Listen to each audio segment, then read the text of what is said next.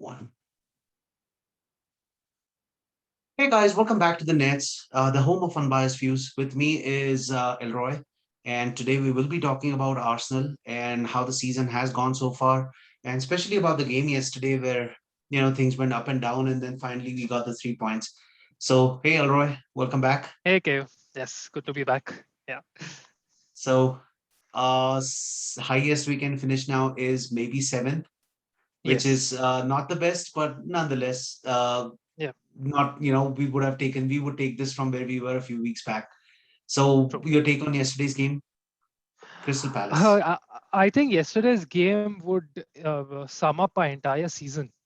You know, we kind of started off in a positive way because if you saw, we created two, three good chances, not shots, but we had good crosses coming in. We created a couple of good chances, and yeah, we didn't score at that point of time. But then we had like this very a spell where nothing was happening. Then we scored. After we scored, then it was horrible. We just like we were second half we were just wasting time, and you could see that Crystal Palace came back into the game, and they seemed like the team that was more likely to score until for something odd to have. Like if you see, just before we scored, the Martinelli scored, Zaha made that run. He was through on goal, and Gabriel kind of challenged him, and we got the ball back. And then somehow, so it would have almost been 2-1 to Crystal Palace, but it didn't. And then we ended up scoring the two to make it 2-1 and then 3-1. And if you see, the entire game basically summed up Arsenal's season, where it was very boring in terms of we didn't create a lot of chances. We always had that safety first approach.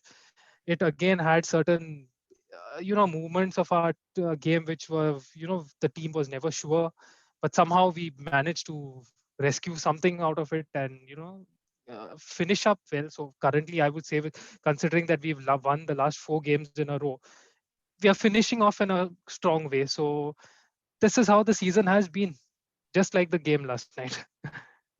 So my complaint with this is I don't like the body language that we have of our players. Even in last game, Definitely, if yeah. you notice, Aubameyang after substituted, he was just Yes, sitting there all by himself. There was like, he's supposed to be a captain, an inspiration on true. on and off the field as well. You don't see that, and especially after a Yes, team scores against us, we just feel like we are 11 strangers playing on the field. There's true. no one trying to cheer everybody up. Yeah, And then like you said, the more likelier team to score was Crystal Palace after that. yeah. I think that if you actually go to look at it, KU, this is my take on it. I feel that the overall, if you look at the players, right, the players do, I won't say they seem charged up, but they seem to be that they're ready for a fight. Okay, I won't say like they go to fight, but they seem that given the motivation, they would fight. But it just seems that I know I'm being a bit harsh and just milking the current situation when I say this, but Aubameyang being the captain, the guy in the middle, he's the one that everyone probably looks up to, and there is the body language from him, it doesn't give any positive vibes whatsoever.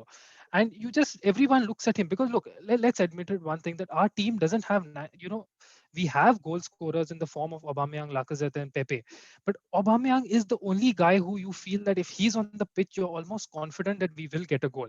If Aubameyang is not on the pitch, I don't know, I just get that vibe that the team is going to struggle to score. And if he is not in the mood, if his body language doesn't show anything that that okay, like I'm going to grab the game by its neck and like make something happen, it automatically feels that the rest of the team isn't functioning. And as you said, he was very down against Chelsea. And yes, last night was another performance which a lot of questions need to be asked about him right now. I was ready to give him an off for a lot of off field issues that have taken place with him this season, but last 2 games, you can actually point out a lot of, I won't say fingers, but a lot of questions should be asked with regards to Aubameyang and how things are, because we have spent a massive contract on him. Okay, leaving the contract aside, he's supposed to be a prime goal scorer, and we are not getting any goals from him right now, and that is one of my biggest signs of biggest cause of concern, because next season, are we buying another center forward? There's no rumor of any good goal scorer that is out there. So we are still going to depend on Aubameyang to score the goals. And if he's going to continue with in this way, we are going to struggle up front again. See, for me, I feel that Aubameyang is not getting fed enough. I mean, if you look at I was going through a fun statistic, and I went all the way back to Liverpool game where we were just abysmal. Yeah, Liverpool yeah, walked all over us 0-3, and the percentage of possession that we had was 36% throughout. Bless you, yes, 36% throughout. Okay, against Liverpool. Uh, it ended up, and then I also had a fun statistic of shots on target, and we barely had one in the whole game, yes, which yeah, was actually a shot on target. And it was, again, it was a weak effort, but because it was yeah, heading to the goal, we call it a shot on target. true. That was against Liverpool. Then we go to the Fulham game where we drew the game 1-1. Again, Eddie came in the 97th minute and managed Yeah, to score for us. Same, we had tons of possession, but chances created minimal. We barely yeah. had like two or three genuine chances created throughout the game. So I think that rather than Aubameyang, I think Aubameyang is more frustrated that he's not getting fed enough. He's asked to track back a lot, and he's probably turning into a new Ozil. True. I actually, this is a very, very good point that you have brought up, and it's a very common debate on Twitter nowadays. So, if you see, one of the biggest questions in terms of Arteta's management style or gameplay style is he wants the team to be in complete control of the game. Okay, which we do. We tend to control have possession of the ball, at least against certain teams, for 2/3 of the pitch. But in the final third, no, nothing. And that is primarily because we play into the opposition's hands. The opposition know what we are going to do, and they are more than happy to sit back and block certain areas of the pitch. By this, what I mean to say is we go to create like the perfect goal. We are not the team that is going to just randomly take, like, see Liverpool. If you see the way Liverpool play with Salah and Mane, these are two players who will, they get the ball, they don't look for a pass at time, they just want to shoot irrespective of the angle. They, by just creating those shots, they are creating a lot of pressure on the opponents. But that is not the case with Arsenal. Arsenal want that perfect goal, like that cross to come in and you put a tap in, or like make a third man run and just go. So the issue with Arsenal is, this is one of the Twitter users, I think you might be probably know, is Tim Stillman. He has said this a lot of times, saying that Arsenal is a team which creates a few chances. Maybe per game we might create three chances, but we will create three big chances. Three chances which you would be able to score a goal. Now, if you have someone like Aubameyang, who's a clinical striker, obviously out of those three, you would expect him to score one at least, and that is how we have been getting through last season, and even under Emery, that is how we were doing it. And when you have such kind of a thing, so in such kind of a situation, you need a striker who's on form and who's in form and is going to score. With Aubameyang not being in form, this entire strategy of us doesn't work. Now you compare it to another team which maybe creates 6 to 7 decent chances. I won't say high quality chances, but decent chances. So they automatically, the strikers are getting more chances to score. But that is not the case with Arsenal. We want that perfect goal, and we are creating such few chances. Half of them are like trying to put in these crosses where we don't have people to connect at the end of the cross properly. So this is one of the things which I would say is a big issue with Arteta, and he really needs to think this through and release that control. Because see, we faced the issue similarly during November and December period, where we had this very controlled build up play which was not working, and again playing into the hands of the opposition. The opposition knew that they had to sit back, give Arsenal space till the 2/3 of the field, and then they will not shoot. They will go for these intricate passes or just put in crosses where we can easily block that. you know Arteta has to build a system around which we have more players with more energy running between the lines or taking more shots, having more 1-2 touches, pass combinations, and scoring goals. Because this is not sustainable what we are doing right now. Absolutely agree with you. And I feel that with us, the only chances that I see is we take the ball to the corner and we try to hope for a cutback, and somebody is at the Yes, end of it. exactly. And Yes, and they throw many defenders in the numbers in the box, and that is the end of it. Our yes. chances are gone. And then the other thing that I find really sad is, for any reason, if we do not find any opening, the ball goes all the way Go back to all Leno. the way. That is Everybody gets really, a chance really, to yeah, reset. So there yeah. is nobody who So, can quickly move the ball around. That one few yeah, chances, and I'm not a big fan of Odegaard. I mean, I know he's good. He's better than some of the players we have, but I he's don't think he's as exceptional as people make him out to be. But if you look at it, the goal happened when Odegaard actually tried to put a cross in the center rather than coming in yes, from the corner. exactly. So See, yeah. Yeah, I mean, the opposition is not ready for those kind of surprises, and we managed to Ex- score there. exactly. So the thing is, right now we have a proper. I won't say a proper build-up play, but as I said, if we are getting into the box, I mean, two-thirds of the pitch, like we are getting the ball there. The final third has to be where you have players who have a bit of imagination, who have creativity, and that is one of the reasons why I feel Arteta prefers to play Lacazette at times as a centre forward, and Lacazette supported by the likes of Emil Smith Rowe, Saka, and Pepe, because they are the ones who will do most of the running, and Lacazette can combine with them in a quick 1-2 and get those passes done. So that is something which maybe if you want, that is something which is effective. Like we have seen games where that has really worked for us and it's working well. And if you want to build something around that, fair enough, like that is more effective right now than we just going to the byline, putting a cutback, and which teams are equipped to deal with that. There's no imagination involved in that side. So as you said, like Odegaard puts that one pass which has not been put throughout the game, and we end up scoring again. Even in the third goal, it is one moment where Pepe decides to be brave enough and to take the ball by himself, dribble past the players rather than passing it back or waiting for a perfect opportunity. He goes with the ball, takes matters into his own hands, and he scores. That is how we are scoring.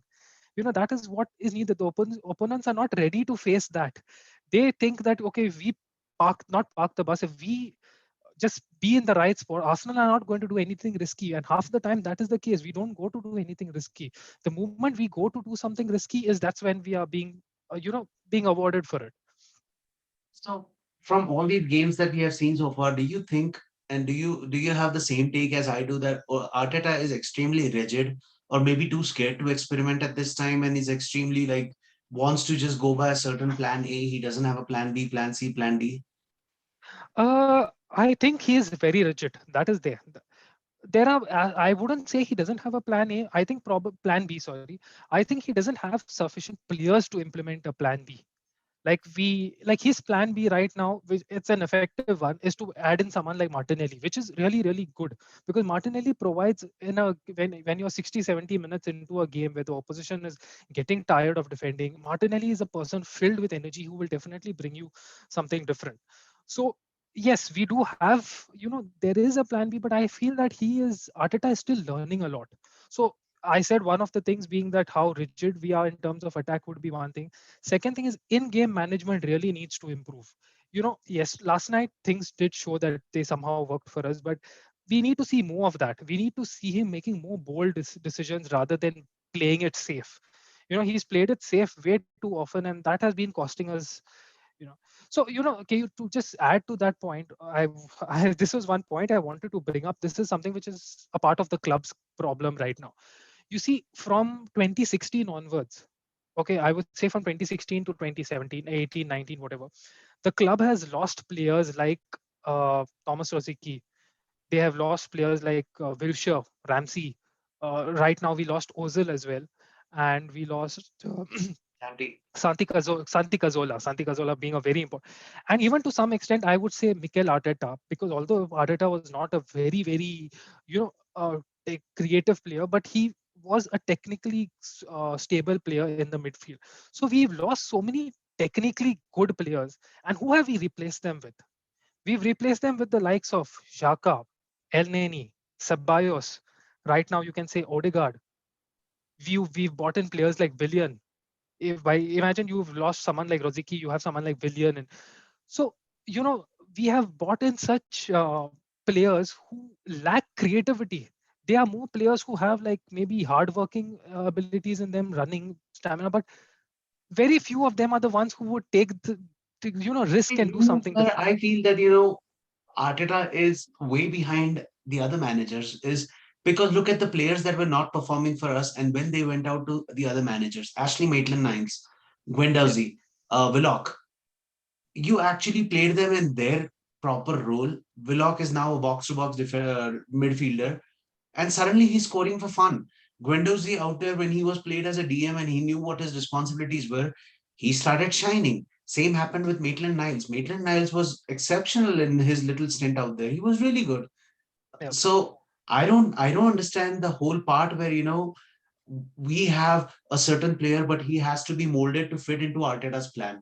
Which I feel is like if you're not getting the best out of what is out of Aubameyang, or you are not getting the best out of somebody like a Willock or Pepe. Like when Pepe is Yeah, direct, he's a different player. But when yeah. Pepe is passing back and forth, he looks bang average. He doesn't look like a 72 million player. True.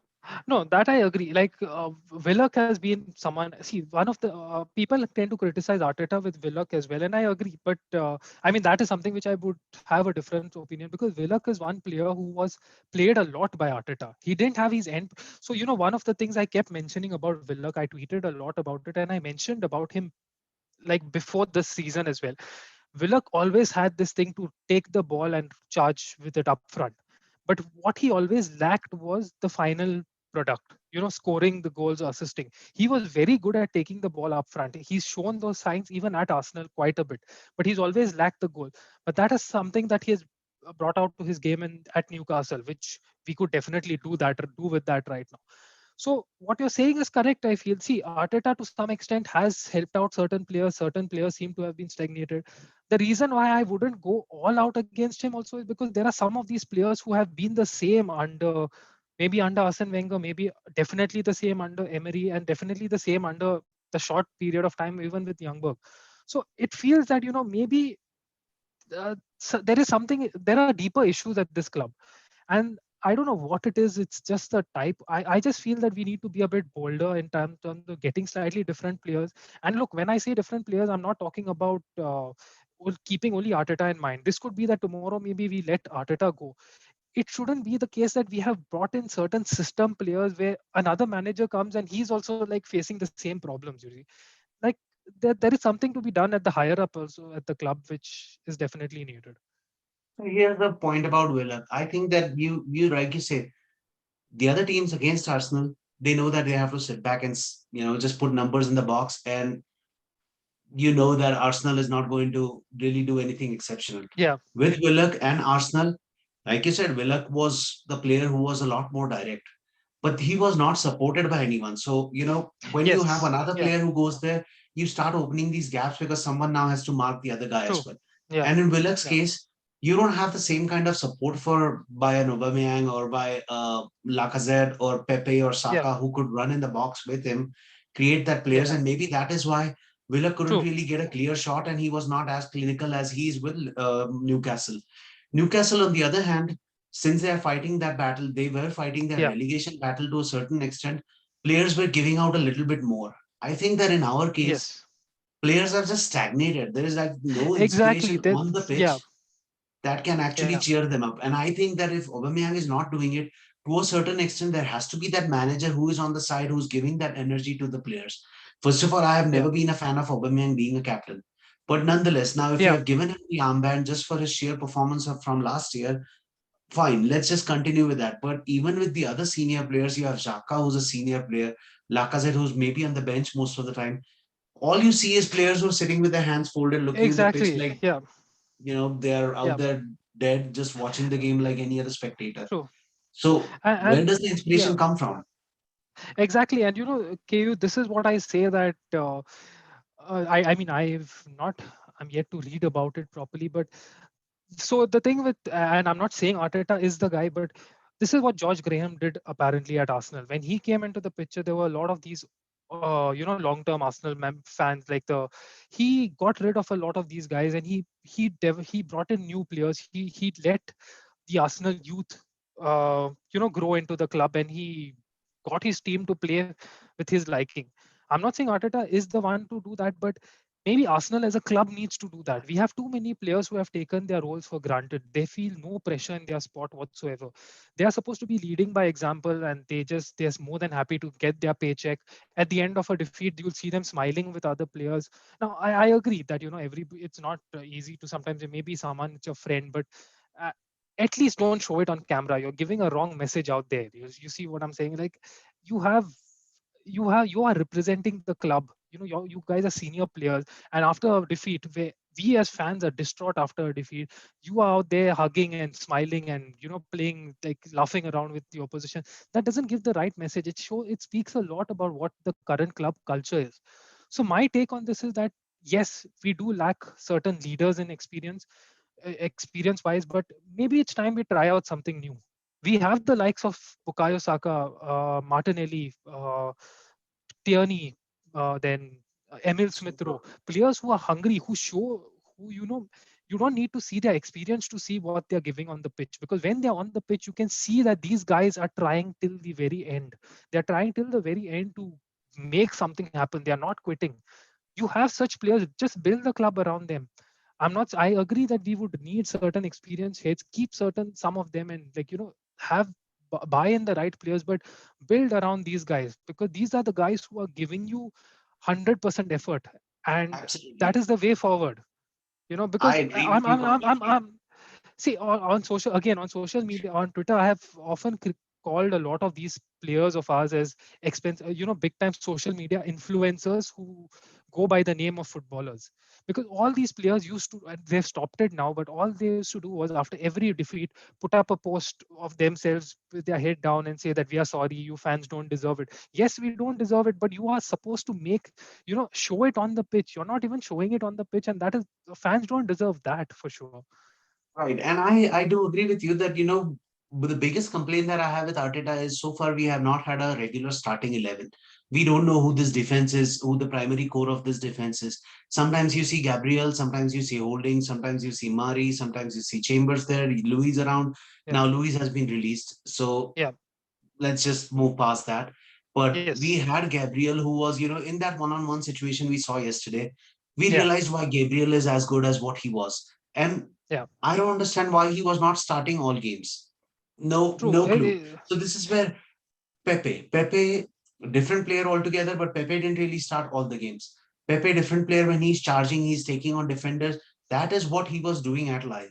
So these are my complaints with Arteta, that we don't know who this team is built around. Yes, We don't know who the proper starting 11 would be. Every time the starting 11 brings a surprise on us.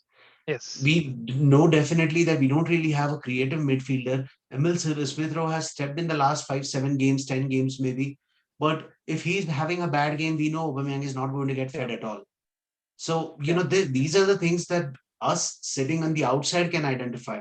I'm pretty yes, sure the managers who are played day in day out and are managing other teams know that as well. They know that if we yes, shut off Emil Smith Rowe, no one's going to feed anybody else. yes, So we I don't understand how Arteta has had a hard time with this. yeah, But let's move on to the brighter topic. Now that we see the points table, we see that a few months back we were thinking we might yeah, end up in the second half of the table, 11, 12. Suddenly, 7 yeah, seems realistic. Tottenham's day seems realistic again. yeah, Tottenham plays yeah, Leicester, who are in a pretty decent form, and yeah, Everton plays City. So we yes, realistically have a chance of finishing seventh. Europa yes, Conference Cup. yeah. Your take on it? Would you take this or? Uh, it's a very, so I had this discussion with a couple of friends today, and we were having the same. See, there are pros and cons to it. Pros would be that at the end of the day, it is a European fixture, a European competition, wherein you know you get to play a lot of your youngsters, because this will be, if we are in the third, it's the third tier European competition, no doubt. So I would probably just send my entire youth team, and at the end of the day we would definitely be like the favorites, so it would be a chance to just get a European trophy. A trophy is a trophy at the end of the day. Yes, there are a lot of other issues with, so these would be my top two. And of course there is a slight certain income factor that comes into picture as well. So these are the pros. The cons of not being in I mean, the other side of it, of not being in the Europa, in the Conference League, would be, one is you get an entire week to prepare for the Premier League games. There's no more fixture congestion, you see. So that would definitely improve, hopefully make us take the Premier League more seriously and improve on that front. Second thing would be that on a personal note, we get to sleep early on a Thursday night, or for you, however, whatever the time is, it's you won't be wasting your time there. But yeah, on a serious note, it helps you focus more on the Premier League, and maybe Arsenal, in hindsight, do need this in a way, because we have been distracted, not distracted. It's just that our squad doesn't seem to be capable enough to handle two competitions. I know it's a very bad thing to say, but it's just been the case. But overall, you think Arsenal is a club which needs to be in Europe, and not being in Europe is a very, doesn't go well for the club. but at the same time you feel that one season without it should be tried off. I mean, for me, finally, if we are in it, we are in it. I don't. But now, to just come back to this same point, that at the end, last night when I saw the table, West Brom were drawing with West Ham, but then West Ham ended up winning.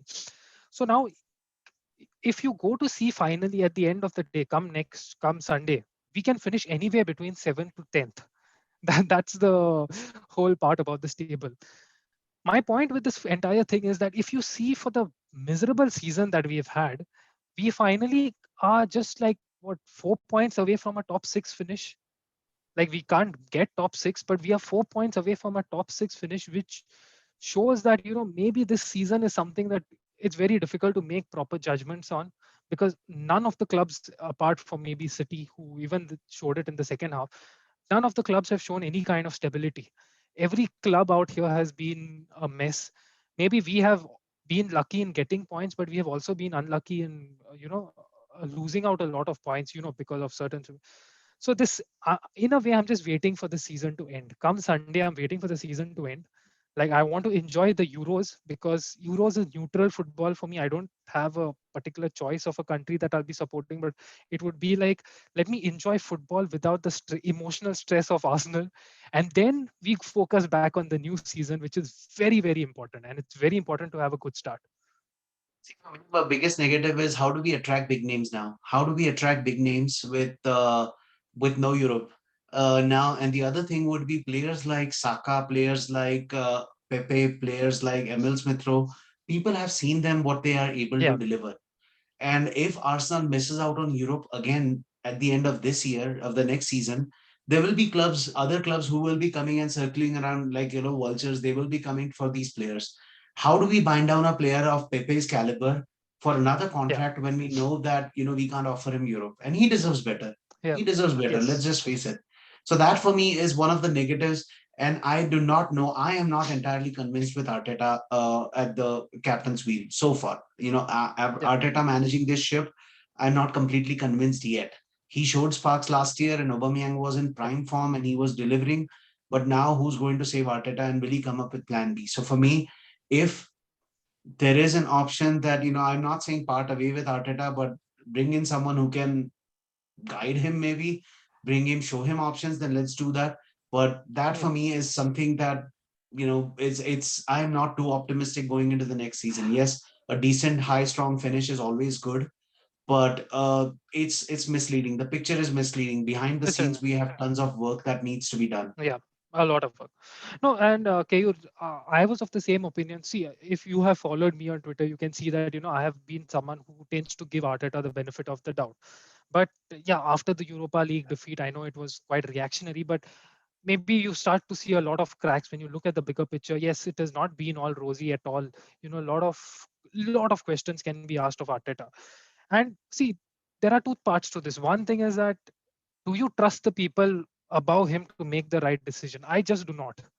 That is where the whole point is. We do not have proper footballing men running the show who are going to make their decision saying that, see, look, we have a big summer, and this summer is, let's just assume, based on the reports, that KSC actually spend money. Okay, let's just assume a happy scenario that Arsenal do spend money, and KSC do spend a lot of money to buy in players. Now, the club has to ask these questions. Do we think Arteta is really the man to be given this transfer budget? Are we going to build the team entirely in his image? And if we are, we damn well be sure that it's a successful image that we have. That we go on the, because, so we have two options right now. One is either we sack Arteta right now and we get in a new manager, someone of a good caliber, maybe someone more experienced, someone it would be even pragmatic, but someone who you can trust with this money and like trust to at least take us to a better spot. But if not, just remember, you have to stick with him. I'm not saying stick with him just for the sake of sticking. You have to back him fully, because it doesn't make sense that if they spend half-heartedly or get in average players, and then come November, December, Arteta is struggling again. We sack him, fine. He might be out of the manager's.